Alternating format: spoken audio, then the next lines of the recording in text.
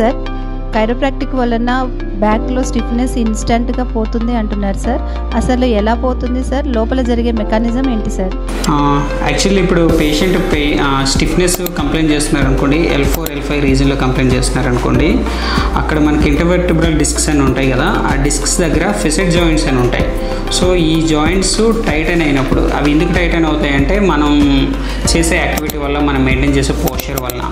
So దానికి మనం ఏం చేస్తామంటే కైరోప్రాక్టిక్ అప్రోచ్ ద్వారా ఈ ఫెసెట్ జాయింట్స్ ఏవైతే టైట్గా ఉన్నాయో, ఏవైతే మిస్ అలైన్ అయ్యి ఉన్నాయో, మనకి ఫ్లెక్సిబిలిటీ రావట్లేదో, ఎక్కడైతే స్టిఫ్గా పట్టేసి ఉంటుందో దాన్ని ఎగ్జాక్ట్గా ఫోకస్ చేసి మనం పేషెంట్ని బెడ్ పైన పడుకోబెట్టి సైడ్ పొజిషన్లో పడుకోబెట్టి హై వెలాసిటీ థ్రస్ట్ అనేది ఇవ్వడం వల్ల ఈ ఫెసెట్ జాయింట్ అన్నది మిస్అలైన్మెంట్ జరిగింది సరి అవుతుంది.